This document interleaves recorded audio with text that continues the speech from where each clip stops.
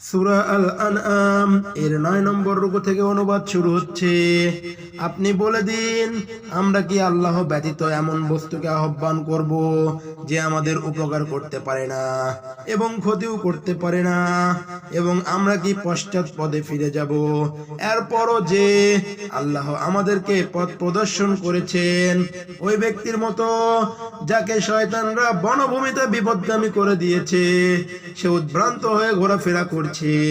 তার সহচররা তাকে পথের দিকে ডেকে বলছে, আসো আমাদের কাছে। আপনি বলে দিন, নিশ্চয় আল্লাহর পথ সুপথ আমরা আদিষ্ট হয়েছি, যাতে সেও পালনকর্তার আজ্ঞাবহ হয়ে যায়।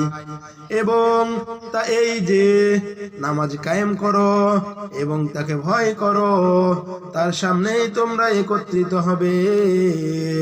তিনি সঠিকভাবে নবমণ্ডল সৃষ্টি করেছেন। যেদিন তিনি বলবেন হাসর হয়ে যাও, অতঃপর হাসর হয়ে যাবে, তার কথাই সত্য। যেদিন সিংহায় ফুৎকার দেয়া হবে, সেদিন তার আধিপত্য হবে। তিনি অদৃশ্য বিষয়ে এবং প্রত্যক্ষ বিষয়ে জ্ঞাত, তিনি প্রজ্ঞাময় সর্বজ্ঞ।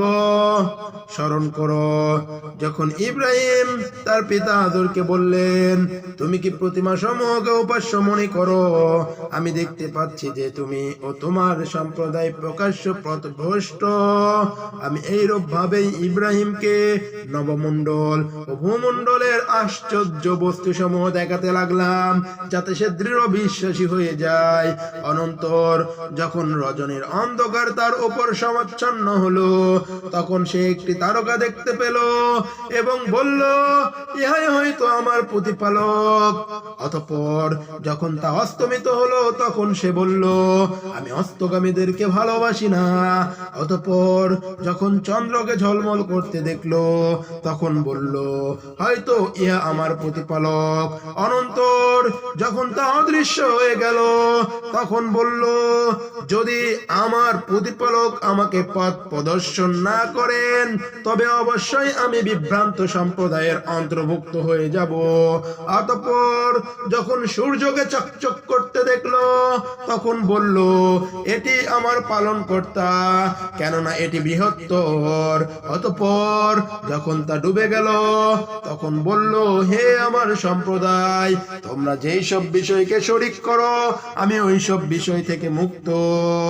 আমি একমুখী হয়ে ফিও আনন ওই সত্তার দিকে করেছি, যিনি নবমণ্ডল ও ভূমণ্ডল সৃষ্টি করেছেন, এবং আমি মুশরিক নই। তার সাথে তার সম্প্রদায় বিতর্ক করলো। সে বলল, তোমরা কি আমার সাথে আল্লাহর একত্ববাদ সম্পর্কে বিতর্ক করছো, অথচ তিনি আমাকে পথ প্রদর্শন করেছেন? তবে আমার পালনকর্তাই যদি কোনো কষ্ট দিতে চান, আমার পালনকর্তাই প্রত্যেক বস্তুকে স্বীয় জ্ঞান দ্বারা বেষ্টন করে আছেন। তোমরা কি চিন্তা ভাবনা করো না, যাদেরকে তোমরা আল্লাহর সাথে শরীক করে রেখেছো, তাদেরকে কি রূপে ভয় করো? অথচ তোমরা ভয় করো না যে তোমরা আল্লাহর সাথে এমন বস্তুকে শরীক করছো, যাদের সম্পর্কে আল্লাহ তোমাদের প্রতি কোনো প্রমাণ অবতীর্ণ করেননি। অতএব উভয় সম্প্রদায়ের মধ্যে শাস্তি লাভের অধিক যোগ্য কে, যদি তোমরা জ্ঞানী হয়ে থাকো? যারা ঈমান আনে এবং স্বীয় বিশ্বাসকে শিরকের সাথে মিশ্রিত করে না, তাদের জন্যই শান্তি এবং তারাই সুপথগামী। এটি ছিল আমার যুক্তি, যা আমি ইব্রাহিমকে তার সম্প্রদায়ের বিপক্ষে প্রদান করেছিলাম। আমি যাকে ইচ্ছা মর্যাদায় সমুন্নত করি। আপনার পালনকর্তা প্রজ্ঞাময় মহাজ্ঞানী। আমি তাকে দান করেছি ইসহাক ও ইয়াকুব। প্রত্যেককে আমি পথ প্রদর্শন করেছি, এবং পূর্বে আমি নূহকে পথ প্রদর্শন করেছি। তার সন্তানদের মধ্যে দাউদ, সুলাইমান, আইয়ুব, ইউসুফ, মুসা ও হারুনকে। এমনই ভাবে আমি সৎকর্মশীলদেরকে প্রতিদান দিয়ে থাকি। আর জাকারিয়া, ইয়াহইয়া, ঈসা ও ইলিয়াসকে, তারা সবাই পূর্ণবানদের অন্তর্ভুক্ত ছিল। এবং ইসরাইল, ইয়াসা, ইউনুস, লুতকে প্রত্যেককে আমি সারা বিশ্বের উপর গৌরবান্বিত করেছি। এটি আল্লাহর হেদায়েত। আর তাদের কিছু সংখ্যক পিতৃপুরুষ সন্তান সন্ততি ও ভ্রাতাদেরকে আমি তাদেরকে মনোনীত করেছি এবং সরল পথ প্রদর্শন করেছি। এটি আল্লাহর হেদায়েত। স্বীয় বান্দাদের মধ্যে যাকে ইচ্ছা এ পথে চালান।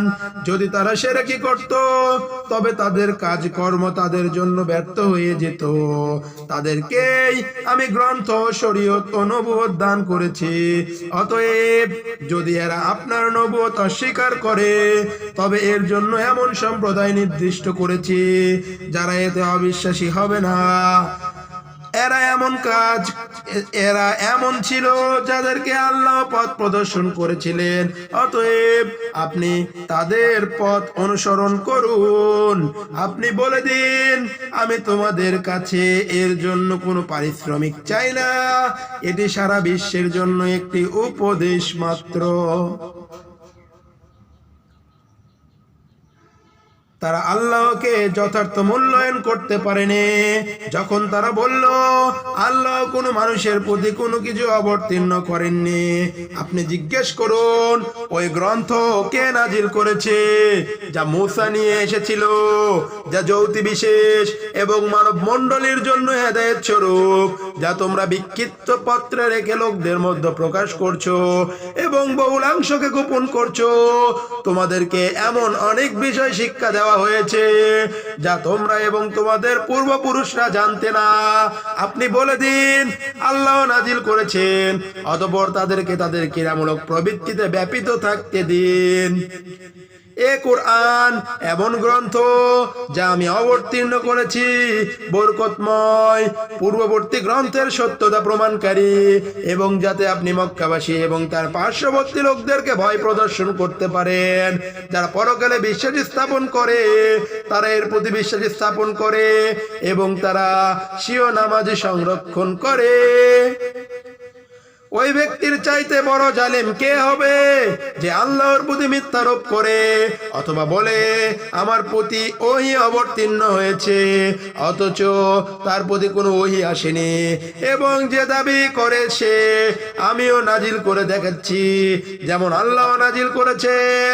যদি আপনি দেখেন যখন জালেমরা মৃত্যু যন্ত্রণায় থাকে এবং ফেরেশতারা স্বীয় হস্ত প্রসারিত করে বলে বের করো স্বীয় আত্মা, অদ্য তোমাদেরকে অবমাননাকর শাস্তি প্রদান করা হবে, কারণ তোমরা আল্লাহর উপর অসত্য বলতে এবং তার আয়াতসমূহ থেকে অহংকার করতে তোমরা আমার কাছে নিঃস্ব হয়ে এসেছো।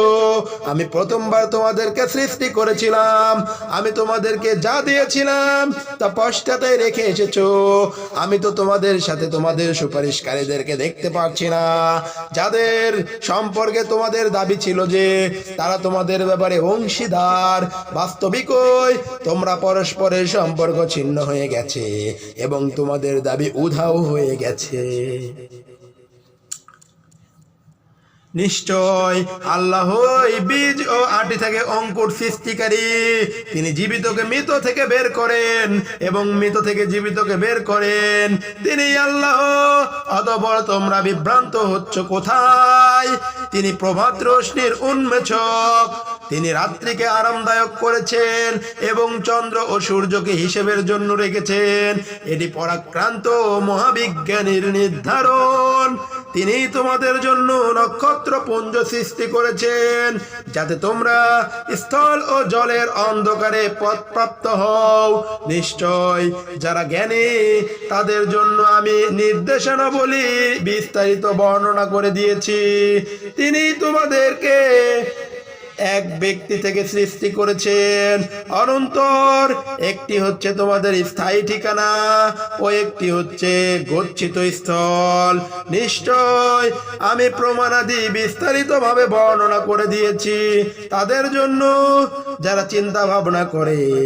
তিনি আকাশ থেকে পানি বর্ষণ করেছেন, অতঃপর আমি এর দ্বারা সর্বপ্রকার উদ্ভিদ উৎপন্ন করেছি। অতঃপর আমি এ থেকে সবুজ ফসল নির্গত করেছি, যা থেকে যুগ্ম বীজ উৎপন্ন করি। খেজুরের কাঁদি থেকে গুচ্ছ বের করি যা নুয়ে থাকে, এবং আঙ্গুরের বাগান, জৈতুন ও আনার পরস্পর সাদৃশ্যযুক্ত এবং সাদৃশ্যহীন বিভিন্ন গাছের ফলের প্রতি লক্ষ্য করো যখন সেগুলো ফলন্ত হয়, এবং তার পরিপক্কতার প্রতি লক্ষ্য করো। নিশ্চয় এগুলোতে নিদর্শন রয়েছে ঈমানদারদের জন্য। তারা জিনদেরকে আল্লাহর অংশীদার স্থির করে, অথচ তাদেরকে তিনি সৃষ্টি করেছেন। তারা অজ্ঞতাবশত আল্লাহর জন্য পুত্র ও কন্যা সাব্যস্ত করে নিয়েছে। তিনি পবিত্র, সমুন্নত। তাদের বর্ণনা থেকে সাদাকাল্লাহুল আযীম। 9 থেকে 12 নম্বর রুকুর অনুবাদ শেষ হলো। সূরা আনআম আগামী পর্বে 13 নম্বর রুকু থেকে শুরু হবে ইনশাআল্লাহ।